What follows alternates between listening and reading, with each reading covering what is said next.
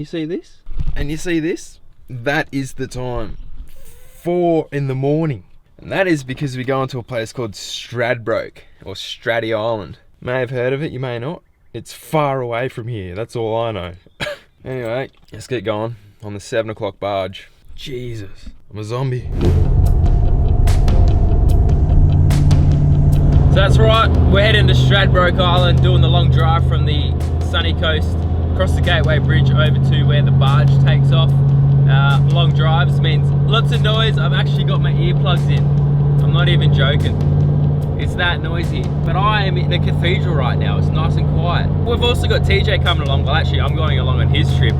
And if you didn't know, he just sold his Pathfinder, so he doesn't actually have a full drive at the moment until he can find something that he wants to buy. He's actually taking the 80 series on this trip. So we've got both the Patrol and the 80. And that's why I've decided to do a bit of a Toyota versus Nissan video, kind of my take on both vehicles and how I fared having the Cruiser just after driving this Patrol. So I'll tell you sort of just my experience with both those cars, but we're on our way to Stratty. We're going to enjoy it.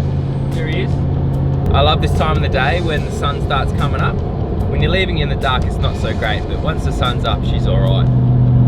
We'll see you on the barge, I reckon. Morning. Morning. How's it going? The 80 suits you, mate. No. Ordered Stevie. Oh, I tricked the hound in the back.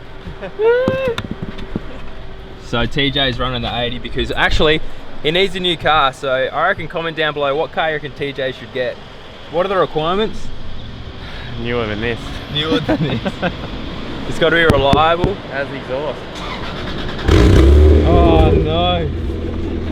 Yeah, mate. Obviously the fix last night didn't work. Did we tape it? Yeah. It's coming straight apart. Alright, we're going to Stratty. Let's go.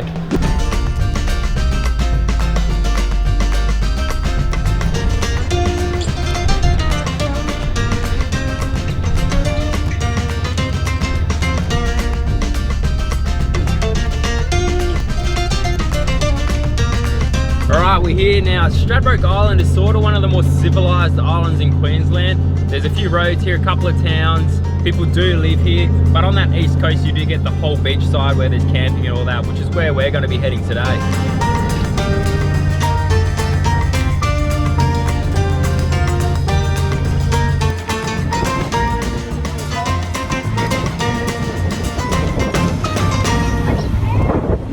I've rocked up at a beach called, I'm not sure actually, near Cylindrical Beach I think it's called. Beautiful Cylinder Beach. But the east coast is where we're camping and it's so windy, so we've come over to the west side. Is that right?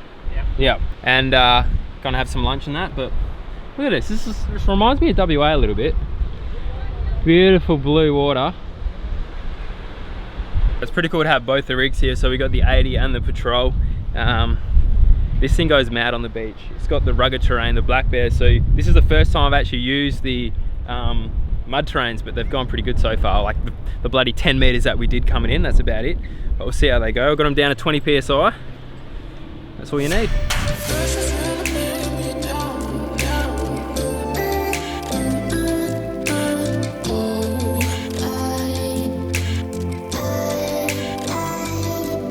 Alright, we decided to head a bit further around the spit here on the west side, I think. Never eat soggy wheat bix. Yep. So we just came in here. There's a little bit of water to cross, and then it would take us around to here and just see how that coastline looks. And then we're going to shoot over to this east side and set up camp somewhere down here on Main Beach. Let's get into it. Beautiful day apart from the wind.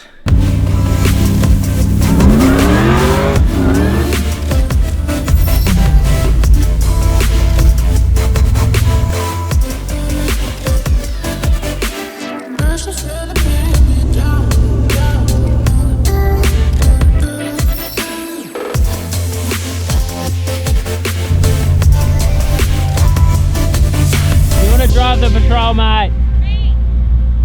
No. Oh, why not? No one drives this car. No one. Look after it. Bye. Watch him stall it. Everyone stalls at the first go. Oh, there's a dog in here. You look good. Don't stall, babe. They are. I told you.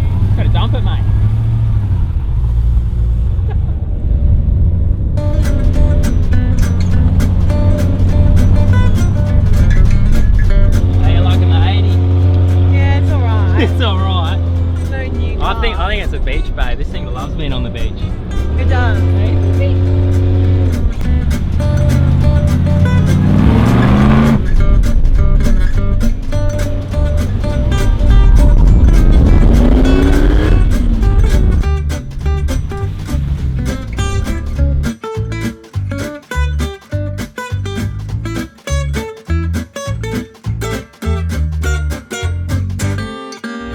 How was the experience?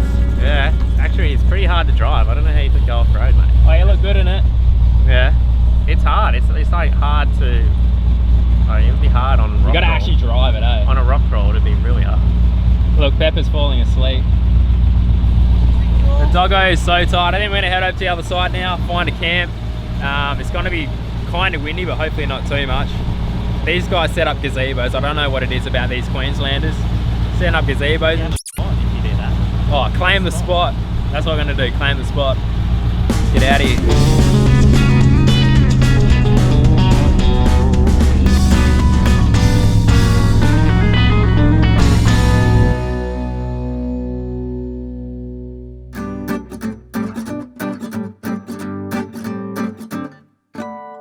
Trying to save the locals, but this still got so much pressure in his tyres. Not good.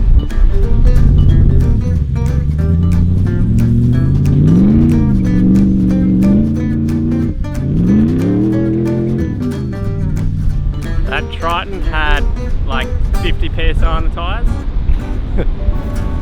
Probably the worst way to get out. Dude, it's actually really soft. Yeah, he didn't have much of a chance, that guy. Right, had 40 PSI on road tyres. Anyway, you gotta help the locals.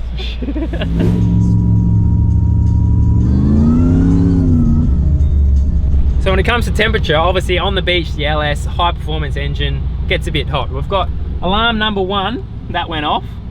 And then alarm number 2 went off. She's come down now, 102. But it got up to 110 degrees. Things are beeping all over the place, so give it a sec to cool. But the sand is pretty soft and it's just sitting loaded up the whole time. So don't know what's going on with the cooling system. Normally it can handle it, but it's not able to keep up with itself at the moment. So it's got to take it easy. It's a good 15k run. We went all the way from up the top here, right down to this campsite. So it's just a long drive.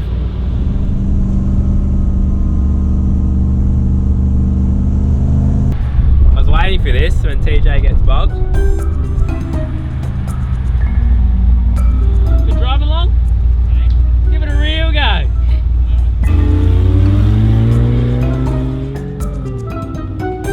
That's worse. Are you sure you're in low? The stick, right back. I don't hear limiter basher. You need limmy bash, just flatten it. Ba ba ba ba ba.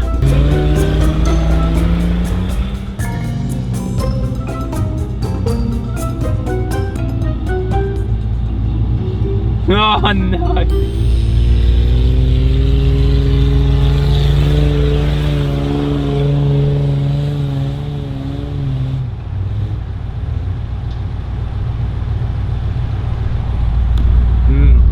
There we go, he made it.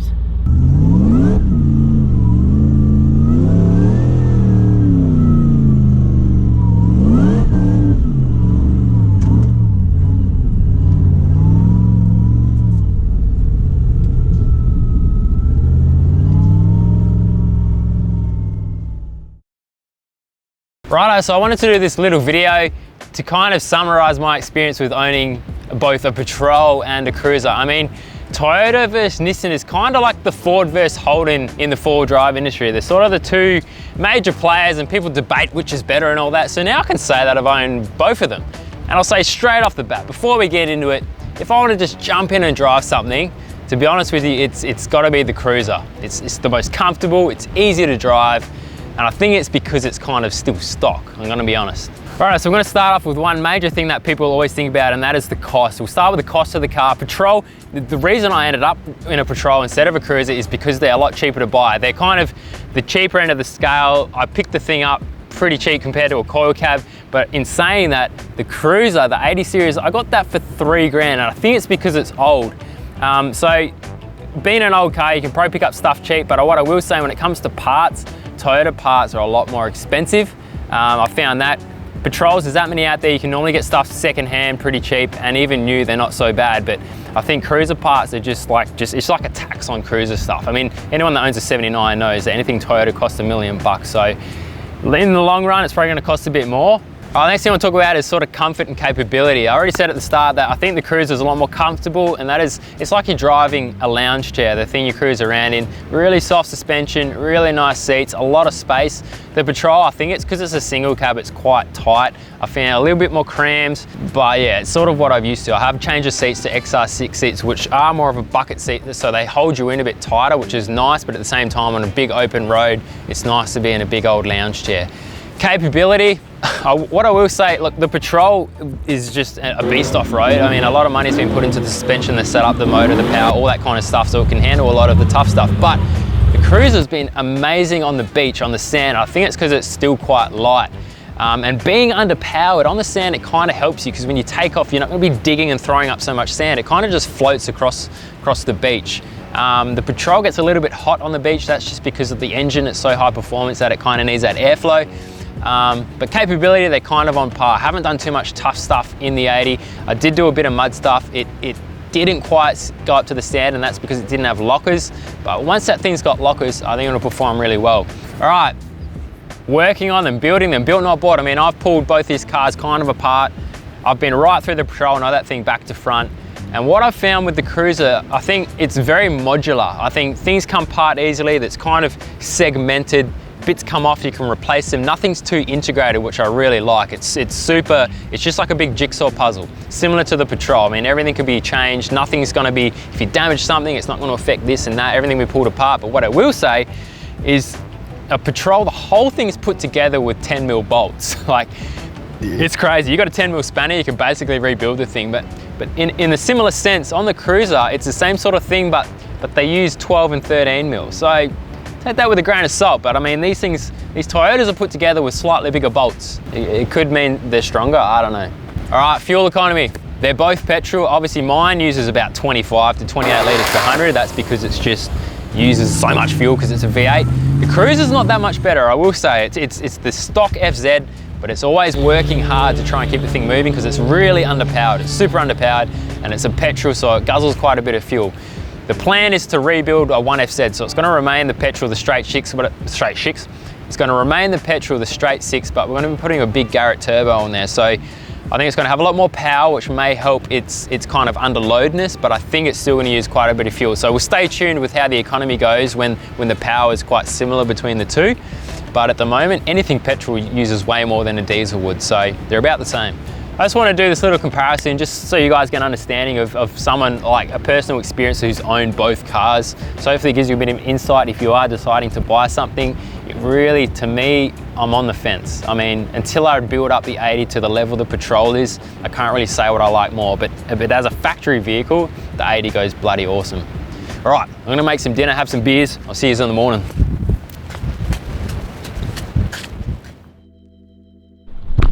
Good morning, guys. Now check this out, you'll be blown away by how healthy my breakfast is. Doing the old smoothie. We got some almond milk, got some mango, got some spinach in there, some natural honey, oats, chia seeds. And you'll be wondering, how, Sam, are you gonna make a bloody smoothie in the morning? But ever since I got this inverter, I can start running these sort of appliances. I mean, I've had a microwave on this thing as well, so check it out.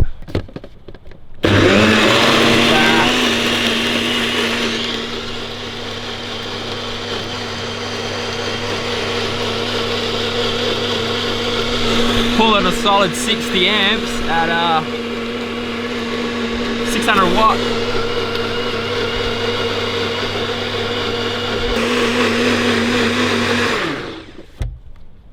Oh, someone didn't seal it very well. It's coming out everywhere. So you had the Cruiser for literally a day to set it up. Run us through what you've done. Mattress inside. Pretty much Pathfinder spec. That's literally it. Your drawers. Mattress, you've used a drawer for food. Yeah. And the other drawer just, it's got my shit in it. It's got a kite board surfing gear. What have you got in here? Kite, if you're wondering. And you're running a nice fridge or what? Yeah, look. The old Esky spec. It's all you need. Don't need to be fancy like you. Cooking gear in there. Yeah. Mattress. Simple. It's actually pretty comfortable. How was the sleep? Yeah. Well, this mattress is real thick. Yeah. Dog bed, which was in the front seat. All curled up here. Yeah, that's sleep on the front. Bit of shed life. That's it. Simple arrangement. I'm going to do something similar when I do sort of the second part of this build. I want to keep it a wagon. Don't want to put a rooftop tent or anything on there, so I think having a mattress in the back is the way to go. Definitely comfortable. Out of the rain, because it was raining this morning. Kind of still is. God damn it.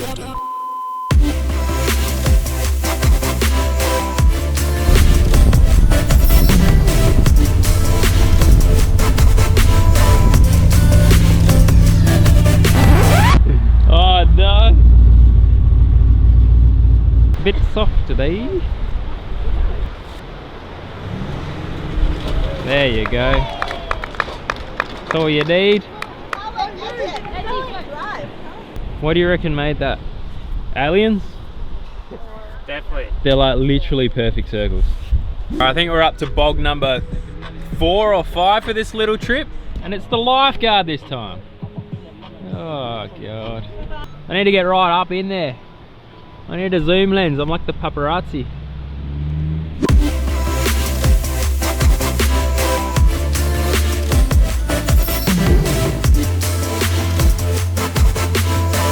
Please click the button to your left if you want to go and check out the latest merchandise we have on our website. If you missed last week's episode, click down below to see it. And most importantly, on the far left, hit that subscribe button. Thanks for watching.